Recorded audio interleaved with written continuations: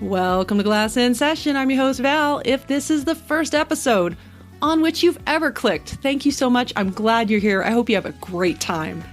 And if you are a returning listener, chances are you're here because you could not resist the rest of this interview with Michael Juergens. In part one, we talked about how he, pretty much set up the entire wine industry in Bhutan. He wrote the business plan, he's working with government representatives, he found the vines, imported the vines, and planted the vines during a global pandemic, by the way. He's getting ready to start thinking about making the wine and building the production facility as well. In this episode, in part two of the interview, we talk about the interesting way the wine labels are going to be determined. You will not want to miss that conversation. Then we switch gears altogether and wrap his award-winning rum company, and this is not sponsored content, by the way, just interesting conversation with interesting people doing cool things. And because he's a Master of Wine candidate, we had to talk wine studies. We talked about feeling enthusiastically, something I'm clearly a fan of and something he knows how to do as well and why it's important. We talk about his wine novels because, by the way, he's offered several of those. And we end with drinking and knowing things. And that is a great way to stay in touch with Michael. But now, let's pick up where we left off last time in the land of the Thunder Dragon, Bhutan in a wine glass. Yeah, so Bhutan is called the land of the Thunder Dragon. And it really refers to these thunderstorms would kind of come down out of the Himalayas and the sounds. It would be like, hey, there's a thunder dragon. And while Thunder Dragon kind of refers to Bhutan, it does it in a Western way. Yeah. And if you look at like the Ao Yun project in China, they didn't put a Louis Vuitton Moet Hennessy name on it. They put a name that sort of reflects that place. And so that's what we wanted to do. And in Bhutan, the tradition is when a baby is born, you take the baby to the monks, and there are special namer monks, and those namer monks will provide the children with the names, first name and last name. So it makes it really hard to know who's related to anybody because they don't have the same last names, even if they're brothers and sisters. And so we had this idea that we were like, well, hey, and this project has been a really collaborative effort with everybody in the government there and everybody in the country. They want to do this too. So everyone's like helping us work together. So we said, why don't we go to the namer monks and have them name the brand? And so we took it to the master monk, and we said, will you name our baby? and they said, absolutely, we'll name your baby. And so they went off for a while, probably about 6 weeks. And they came back and they said, here's the name. And we were like, we love that name. And I would tell you what that name was, except for the fact that we're still waiting for the trademarks to clear, and I'm trying to not understand. But so what we have is a really cool Bhutanese phrase that has a really cool meaning that was given to us by the master namer monks as our baby. I cannot wait to hear what the name is and what it signifies. I cannot wait to tell people. I'm like champing at the bit that I think this is so freaking cool. But I understand. I'm also trying to be a judicious business person and not create problems for myself. And I'm sure my listeners understand that completely. As soon as the trademark's clear, I'm going to post it on the website. Though, so we can stalk him there, and we'll get all that at the end. So when it comes to Bhutan in a wine glass, you said you've got the involvement of the government and all these people because they have their culture is such that they value gross national happiness over GDP, correct? Absolutely. And they've got their pillars that they build upon for sustainability and eco and cultural. There's a reason that their tourism is set up the way it is with the fee that they impose to offset the social, economic, and other damage that tourism causes in Bhutan. And, other countries are getting ruined by tourism, and they don't want this to happen to Bhutan. So how does this winery, how does the wine, how does this all play into the gross national happiness and the cultural influence they're trying to infuse into their tourism to, make everything stay kind of harmonious, if that makes sense? Yeah. So one of the things I love most about Bhutan is that this cultural attitude, it is not chasing the dollar. It's chasing happiness. Yes. And we could all learn from that, right? And so, years ago, they stopped measuring GDP and they started measuring how happy everybody was with the idea of let's keep increasing the level of happiness every year. which I think is just awesome. And with that was this sense of, we also want to modernize, but we want to retain our cultural identity as a part of that. We don't need a Starbucks on every corner. We don't need Kentucky Fried Chickens. We want to remain Bhutanese, but we also don't want to be mired in the past. And so you're trying to walk that balance is an interesting balance. But the idea of gross national happiness and the pillars directly aligns with the concept of a wine industry, and I'll share some ways in which you kind of understand that. So first off, Bhutan wants to share Bhutan with the rest of the world. Sure, you can have an economy that's tourist based and people come and visit and give you some money and then they leave, but they would like to also, they make stuff there that's really cool, and they want to send that out to the world and say, look at this cool stuff. But the stuff that they make currently, like they make the world's best red rice, but you would not know it because like you're at Whole Foods and you buy some red rice. It doesn't really say Bhutan on it. They make the world's best cardamom. They make the world's best mandarin oranges.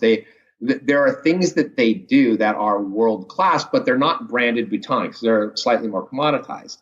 Well, and they're agricultural products. So now with wine, we have an agricultural product that is branded Bhutan and is high value. Like that solves a lot of issues with the red rice, So that's number one. Number two, Bhutan, as you know, is hilly. Yeah. The Himalayas are a little hilly.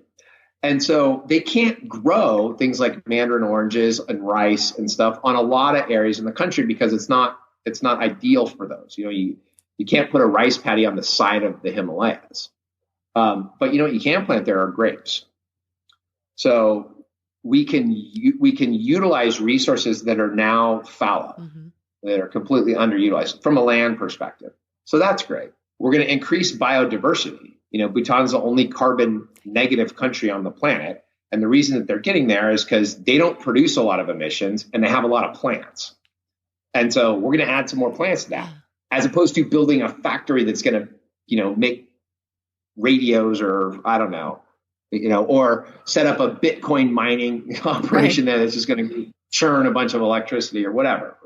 Right. So this actually is directly in line with all that. They want to give and I feel like I'm speaking on behalf of the government here. And I don't know. No one sat down with me and said, here's all the things, but this is my interpretation of why they're so excited. And it comes from having spoken to, many, many people, many, many times. But, the young people there, you've been working in the rice paddy for, generations, and you make this great red rice and you're happy and you're living your life, but the allure of doing something else is big. And so you have the younger generations are moving into the cities and trying to do something a little more interesting. Well, which is in their heads a lot of times not agriculture. But now all of a sudden the idea of wine and wineries and wine grapes, you went to Italy to go pick grapes, right? That's pretty damn exciting. Yeah. It's pretty cool. And so there's a cultural aspect of kind of re-engaging the youth with a new vertical, which is super interesting. I think there is we talked a little bit about tourism, and Bhutan is a pretty big draw on its own, but people only go to parts of Bhutan. They go to Thimphu and they see the big golden Buddha on the hill, and they go to Tiger's Nest, Punakha, and they see the valley. They don't go as much to the east side of the country because it's just, what's over here? Another mountain. Yeah. But if we build a wine industry, especially on that side of it, now all of a sudden that gives people another reason to explore more of Bhutan, which the Bhutanese are like, our country is awesome. And it is, like, check it out. Right. And so it fits in a lot of ways with what their objectives are. And I think that's why they were so, I sent an email saying you guys should make some wine. And here we are. Making some wine.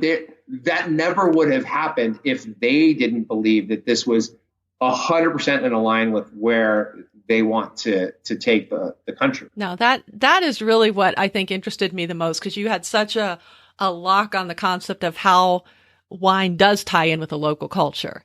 And I remember what you said to Louis Escobar about how, American wine culture, and we have, we fucked it up. We just want to just drink and whatever. But, you can tie, and I was trying to explain this to my husband. I said, when I talk about Italian wine and when I think about putting my nose in a glass, I can smell, the weird little plant that they had in the vineyard, or I picture those cypress trees, or I can see those rustic wooden tables that you sit at with all the dirty old men when you want to go have a bowl of, fried spinach or whatever it is by yourself. And I can, all those things come into my mind, when I drink a glass, or I think of, walking through those woods in Cap d'Agde when I'm drinking Southern France or whatever. I think of those things, but there's so many things we look at as just a beverage. And Americans tend to look at wine the same way in many cases, not all cases. But I like the idea of communicating that peace and that happiness through and wine glass. And it's such an integral part of the culture in all of these other areas. When you're in Italy, like nobody makes a big deal about wine. It's just there. Yeah. It's just part of how you live. It's how you spend time with family. It's how you eat with other people. It's just an integral component, and no one makes a big thing of it. Yeah, there's great stuff and there's good stuff when, there's pricing differences for sure, but it is a part of the cultural identity. Mm-hmm. Burgundy. I mean, there's no other place on the planet where there's more cultural identity wrapped up than in Burgundy. I mean, everyone there is like, this is what we do. Yeah. This is how we live our lives. And my goal would be to create that for Bhutan. And it's a daunting task. And sometimes it's a little overwhelming, I'll be honest. But I'm thinking about this not next year. I'm thinking about it 50 years from now, 100 years from now, 200 years from now. My hope would be that it is that sense of culture. And you go to Bhutan and you have some of these really fresh Bhutanese vegetables and these wonderful peppers and a glass of this wonderful Bhutanese. I don't know what it's going to be. Right. Like maybe it's bubbles. Maybe it's Petit Mansang. I don't know. Right. It could be a blend. It could be anything, and I understand they make cheese there, and they do make some other fermented beverages like beer. Yeah. So so the Army Welfare Project is a kind of quasi government agency that has the right to produce and import all spirits. They also produce beer.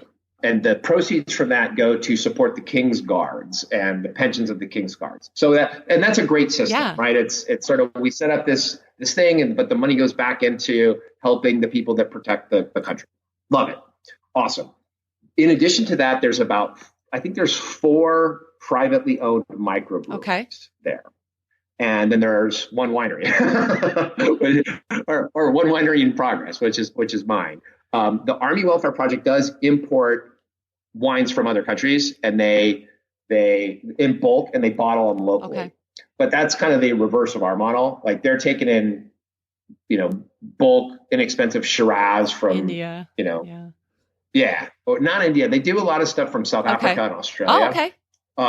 And then they bring it in and they bottle it and they sell it locally. I want to do the other way, right? I want to grow Bhutanese stuff and bottle it and sell it out of the country. Alcohol is a big part of their culture. And actually every family there makes their own rice wine. And they all have these different recipes and they all will argue about whose is, but it's highly entertaining, by the way. Like someone's making a cloudy, fruity, it's called Ara. Uh-huh. Someone's making a cloudy, fruity Ara, and someone else is making a really savory, lean Ara. And they're like, yours is garbage and mine is better. But you're serving it like these. I went to this one guy's house, and I'm always asking. I'm like, what's your guys' Ara? Yeah. And he goes, oh, you want to try my Ara? And I go, yeah. And this is actually the best Ara I think I've had in the country. And he reached around the corner and he pulled out like a bottle of like an empty 2-liter. No, not an empty, but an unlabeled like 2-liter plastic bottle, like an old unused Pepsi bottle. He's like, here you go. And we poured some out and it was awesome. That is great. That's how you greet someone when you go to their house. They will serve you their family's Ara. And so it isn't like alcohol is not new. It's not new to them. It's a part of how they interact with people. They just have never done vinifera. Vinifera never got to Bhutan. Yeah. And I don't know why. That's crazy. It is so crazy. And the other thing that's weird is like why did it take until 2017 for someone to figure it out? Like, how many other tourists went through that country and had the exact same experience that I had and didn't say anything? Yeah. Maybe because they would figure, oh, it's too hard. It's hard enough to get here. Don't even think about shipping, stuff here, Right. So it's just like, yeah. Think about how beautiful vineyards are. Yeah. Like, how many times have you been like looking at a vineyard just going, wow, this is awesome. Mm-hmm. That's true. There's something magical. There's something magical, and you're in a magical place, and hey, there should be a magical vineyard here. But I was apparently the first guy to notice it and say something. So let this be a lesson to your listeners. If you see something, say something. That's right. Okay, so talking about other spirits, you mentioned the Ara, the beer. I heard you talk about the K5. I'm looking for a bottle right now because I love my whiskey. The whiskey there is great. That's what I hear. And then the Tur, what does that stand for? The something reserve. I forget what it stands for, but it's an 18-year-old whiskey. The K5 is a 12, and the Ter is an 18. I actually have not had. They just came out with it, kind of right before the pandemic. I was there in February, and it was out, but I didn't see it when I was like running around. And then when I was like, oh, I'm just going to get some at the duty free store at the airport. Mm-hmm. And then when we got to the duty free store, they were out. Oh my gosh. And then by then I was committed to getting on the plane. So it was what it was. But I heard that the Ter is great. I'm definitely looking forward to loading up on that. And the prices are absurd. So a K5 in country. So it's a 12-year-old single malt Scotch whiskey that's been blended down with pure Himalayan water. Come on. It's $10. What? It's $10. Oh, yeah, it's $10. No way. It's like 45, Every 55. time I go there, I just load up.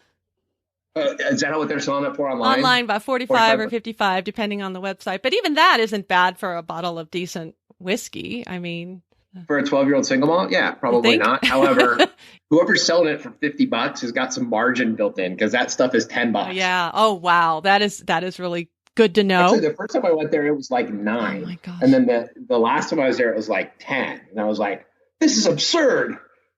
There's a 12% increase in this Scotch. And they don't really have like an alcohol problem, do they?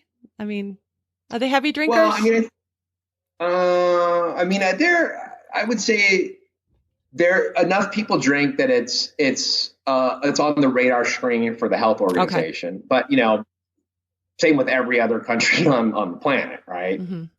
I don't know that, in my experience, it's not like I walk around and I see, drunk stumbling around and vomiting in the streets and so on and so forth. But, they're aware that, people there drink and, so they need some healthcare programs to deal with the unintended consequences of that. Okay. But yeah, I wouldn't say that it's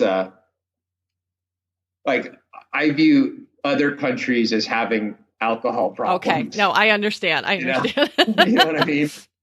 Like Finland. Yes. And I don't know. I've never been to Finland, but my perception of Finland is they just sit up there and drink akavit and just get in fights. I love it. That may or may not be right. You may know. I've never been there. I've never been there. Is it SC Avalon? Maybe she could tell us. I don't know. You mentioning other spirits also, I'm going to kind of just transition here into rum because I know they do have their distilleries in Bhutan, but you have your own distillery as well. I do. Well, let's be more specific. They do make rum. Is it Baby Mike's distillery or is it yours? No, it's actually, so we outsource the production of our rum to a distillery. So I don't own the distillery. I own a rum brand that is made for us at another distillery. So I don't want to oversell what we've got. But yeah, I own SoCal Platinum Rum.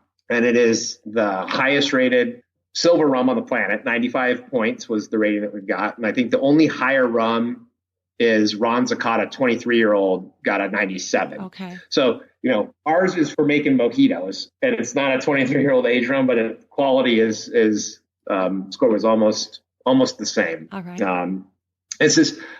So here's the secret to our rum. And this sounds like I'm a genius. I know it does. But I've loved this story. But the secret to my success is I'm the guy that's going to ask the obvious, dumb question that no one else wants to ask. So when you make rum, you make it out of sugarcane. Mm-hmm. And you like olives, there's like extra virgin first press, and then there's a second press and a third press. And with rum, there's 5 presses. And the fifth press is called blackstrap molasses. It looks like mud. The first press looks like clear water.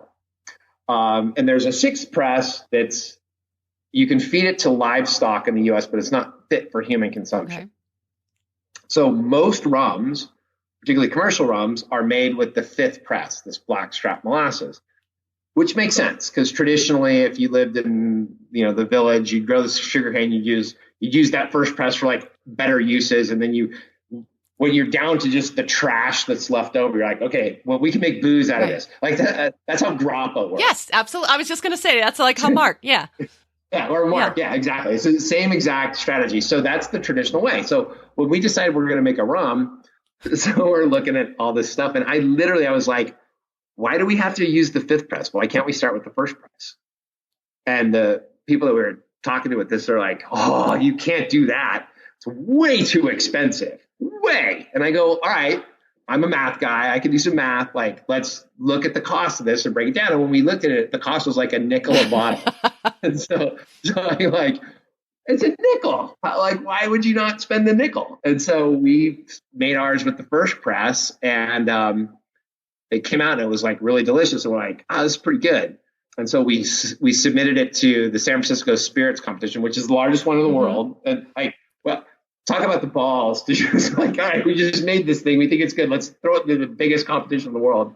And it won a gold. Wow. And so then we were like, wow, that's pretty good. So then we turned around and we submitted it to the largest consumer driven, not expert driven, but consumer driven competition in the world. And it won a double gold. Oh my gosh. So it's like the experts liked it, but the consumers double liked it. We're like, we're onto something here. And so we started making rum. We just had our first product placed at Costco over the last couple months, which is super, super exciting. I'm dealing with more supply chain issues. Oh yeah, I bet. I will be looking for that and at Costco. So it's in Southern California and Arizona right now, but it's hopefully coming to Colorado soon. And it's a ready to drink Mai Tai. Oh my gosh. In a box.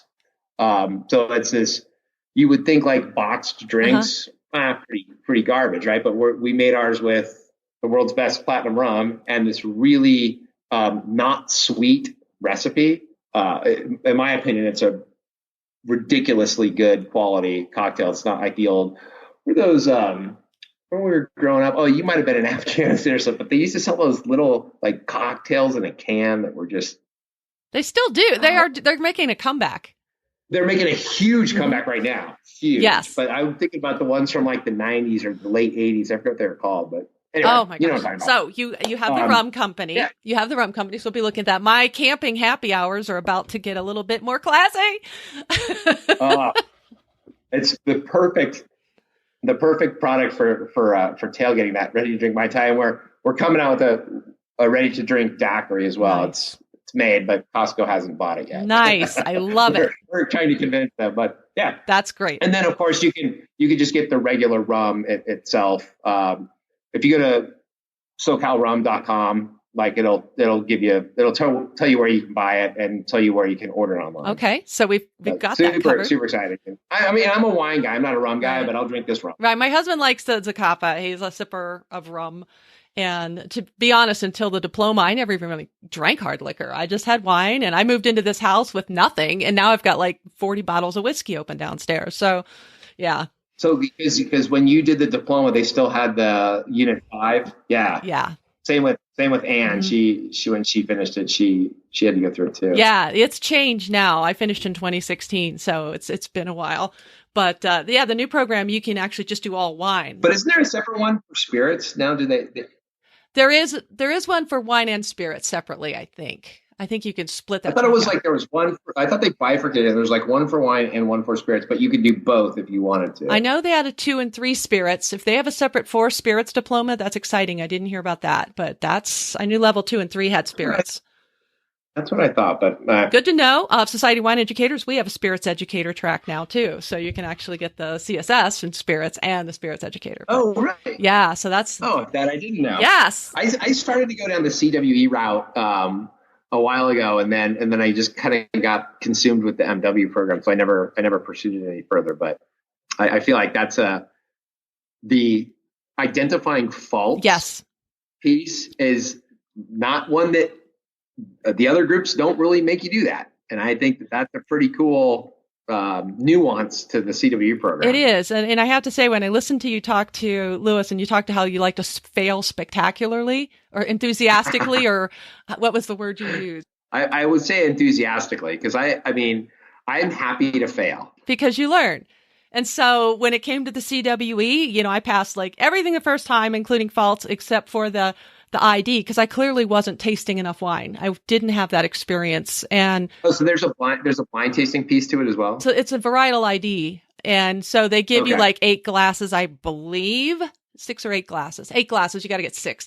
And, and they'll just say, and they'll put some extra ones on there. And so then you're down to like, there's a Pinot Blanc and a Pinot Gris, and you got these glasses. I'm like, one's a Pinot Blanc, one's a Pinot Gris, which one's got the phenolic bitterness, whatever it is.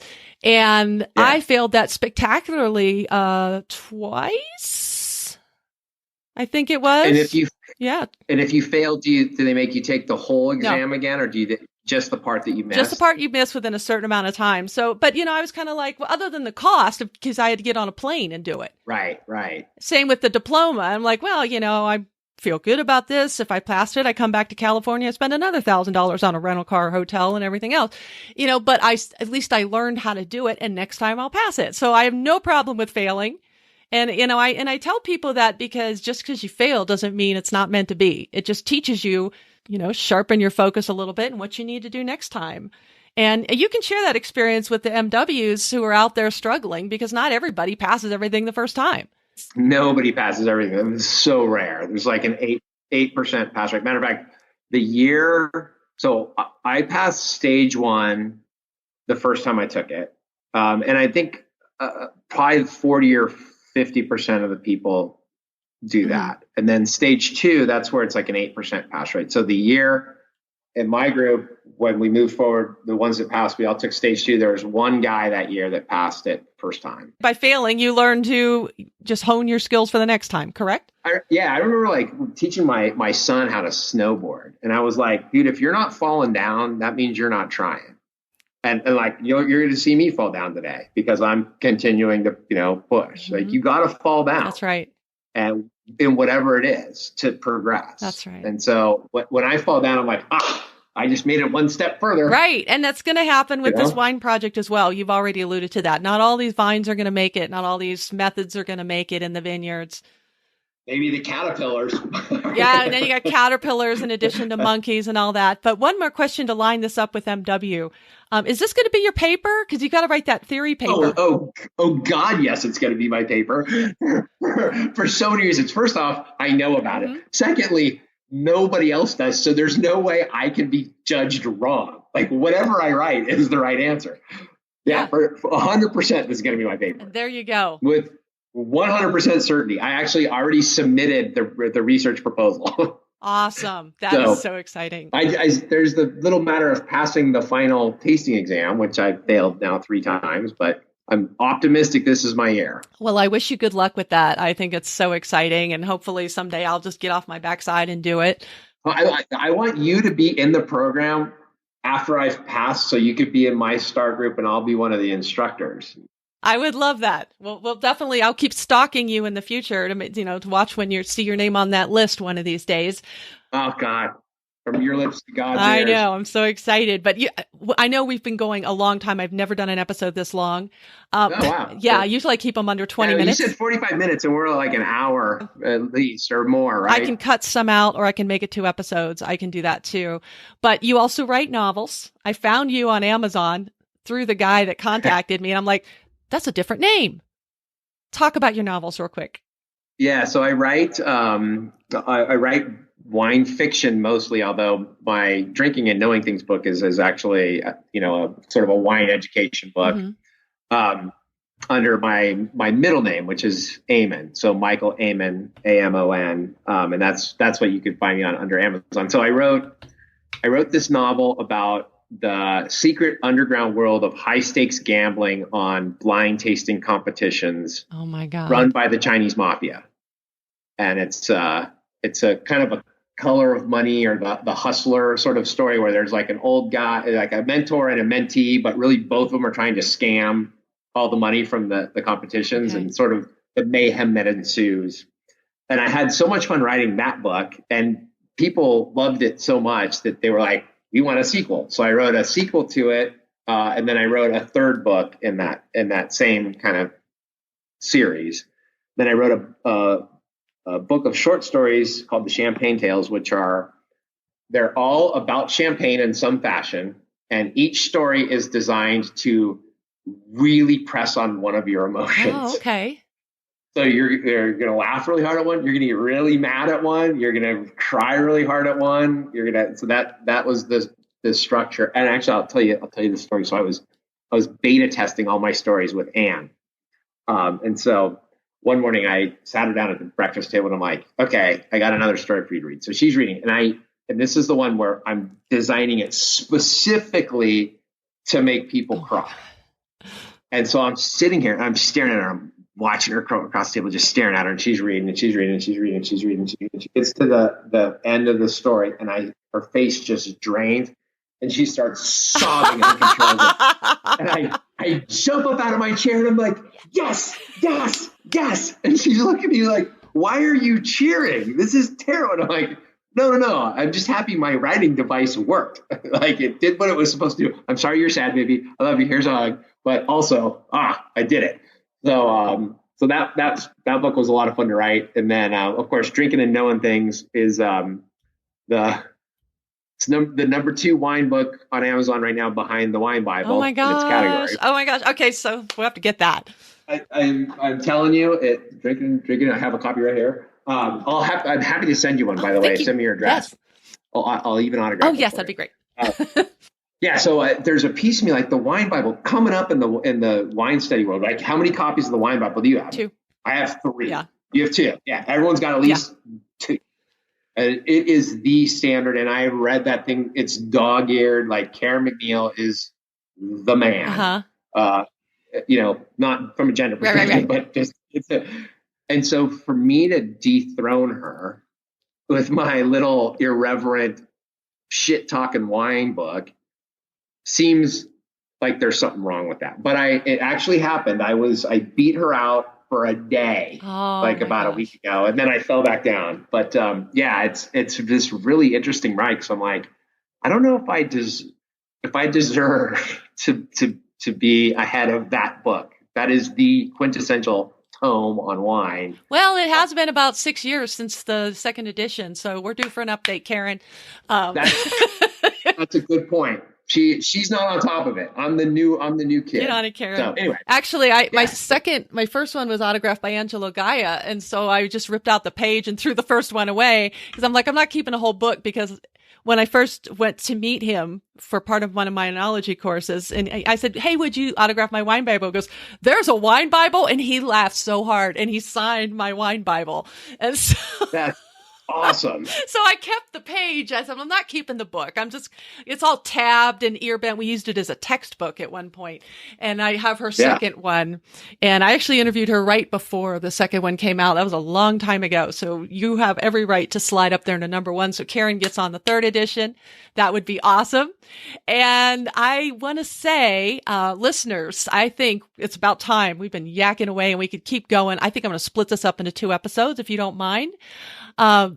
My listeners know that any of the interviews that I did before in my last show or for the Wine Scholar Guild, that I stalk my guests, not in a pervy way, but before ever clicking record, I stalk. And I just want to tell you guys, I'm going to pimp some podcasts here that I've never even heard of before, but I listened to both conversations with Michael, and the Road Dog was great.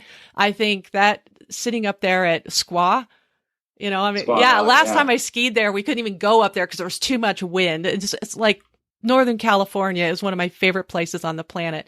But they're sitting on top of this mountain drinking a Pelaverga and a Mencia, and then a canned wine, who apparently will be the winemaker, will be the Bhutan winemaker. Apparently, I don't know. It's just such a great conversation. I'm not even a runner, and I kept listening.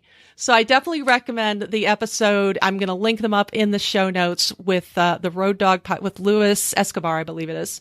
And then he did another episode called Follow Your Different, with Chris. Yep, with Christopher Lockhead. Yeah, that was also very good. Very good interviews, both of them.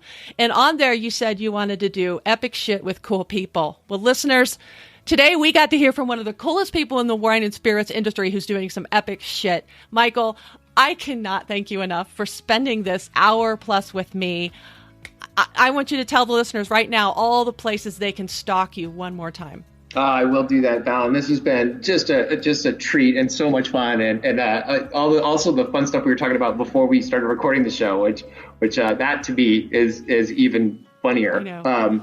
But you can if you want to subscribe to my wine blog, you can go to drinkingandknowingthings.com. You can follow the that same account on Instagram at Drinking and Knowing. If you're interested in the Bhutan Wine Company, that's bhutanwine.com. The Instagram is Bhutan Wine. Simple.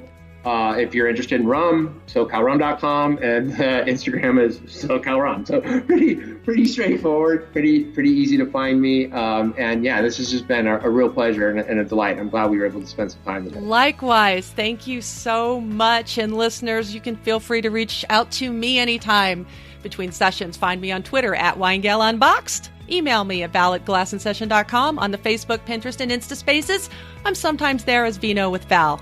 Glass and Session is a production and registered trademark of Vino with Val, LLC. Music is Write Your Story by Joy Stock. Website is glassandsession.com/podcast.